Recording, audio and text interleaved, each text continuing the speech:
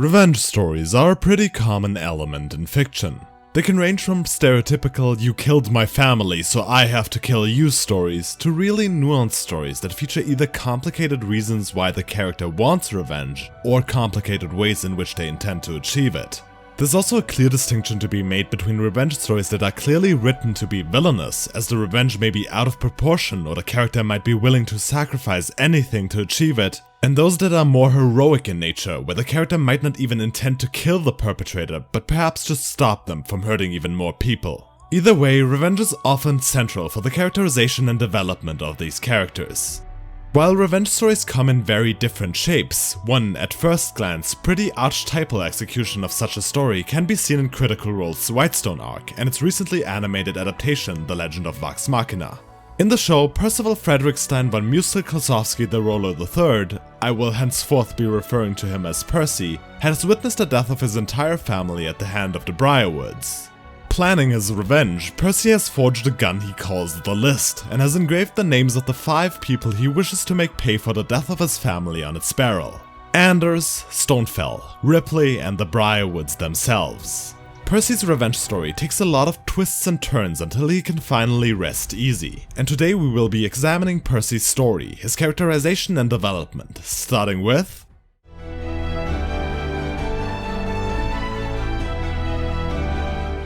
Vengeance and the Cycle of Revenge have actually appeared on this channel before, and I think it's worth comparing The Legend of Vox Machina to Kipo, which we did talk about in the context of forgiveness and revenge as well. While Kipo mostly presents a message of forgiveness above all else, about open-mindedness and giving everyone a chance, specifically its main villain Amelia actually seems to indicate the opposite, as even after she's been defeated and been offered mercy, she still tries to stab Kipo in the back.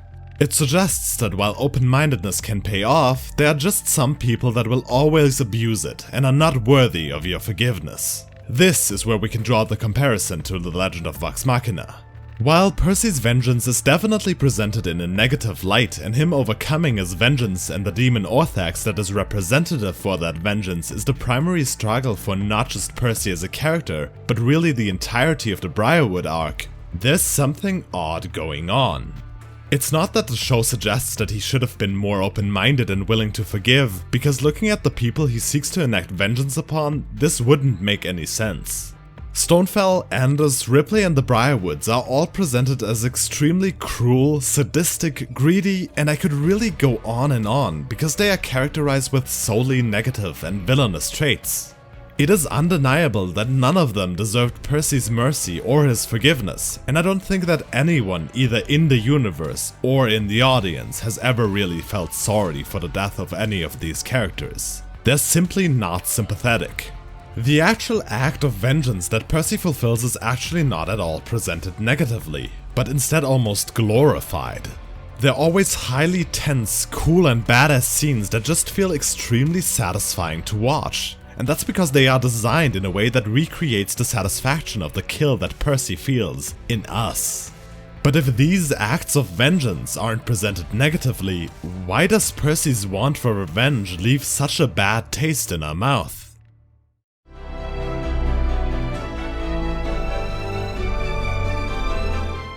The thing is, we can't just look at the moments that Percy actually exacts his vengeance in. That just doesn't paint a full picture. What's important is the way he acts while going towards that vengeance, and in those circumstances, we often see him show little to no care to himself and his friends of Vox Machina.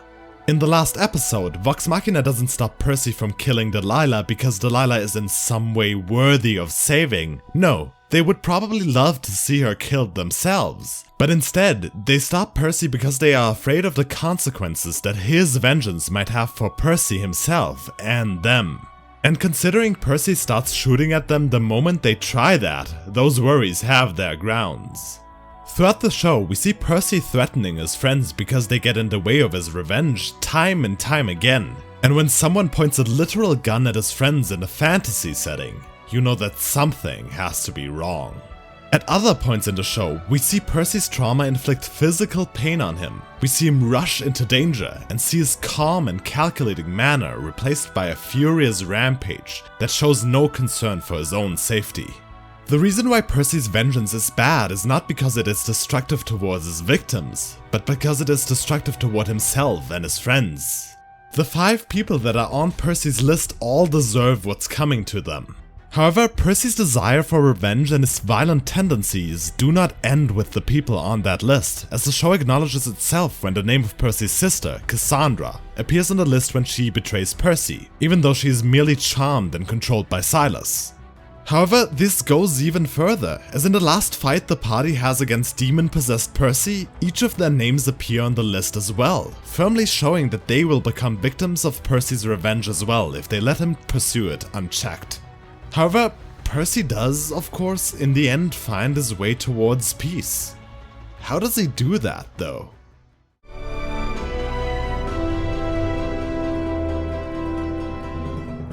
There's actually a moment where Percy is very close to giving up on his revenge. We previously mentioned that Cassandra, who is not just Percy's sister but also his only relative that survived the attack on Whitestone, betrayed him while she was under Silas' influence. Percy despairs under the realization that not only is his only living relative on the side of his enemies, but he's got no one to blame for that but himself. He is the one that left her behind and didn't go back for her. There's no vengeance to be had here, because at least in his eyes, he himself is the culprit. Sure, the list encourages him to find his vengeance by killing Cassandra, but Percy is ready to die in that acid pit, suffering for his crimes exactly like his own victims.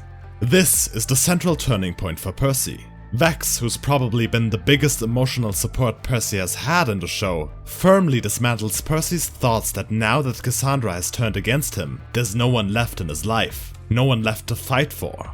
Vex reminds him that he's got Vox Machina, that even though Whitestone has been ravaged, he's found a new home, that even though his biological family was murdered by the Briarwoods, he's found a new family in Vox Machina. That even though the Briarwoods deserve vengeance, perhaps there are things that aren't worth giving up for that vengeance. These are the realizations that make him able to fight against Orthax in the final episode, and more importantly, that make him able to win. The demon promises him that if he kills his friends, the pain will go away. But by now, Percy has killed 3 of the 5 people on his list, and he's still miserable. He promises him that the hatred is everything he has, but Cassandra and Vox Machina are ready to tell him that they are there for him. When Percy finally breaks free from the demon, he doesn't kill Delilah. It's Cassandra that kills her, and at this point, it doesn't matter to Percy that it's not at his hands. When Delilah dies, it's not in revenge for his old family, but in defense of his new one. Hey, thank you very much for watching this character analysis of Percy. I was so happy that the Legend of Vox Machina was able to live up to our expectation that I had to channel that happiness into something, and this is what I came up with. I do hope you enjoyed watching this, and perhaps it did even bring you some joy as well, whether you're a veteran creator or completely new to Critical Role. As always, you can like, comment, and all the other stuff if you want to tell YouTube I have worth as a person, and I look forward to seeing you again next time. Until then, stay delusional.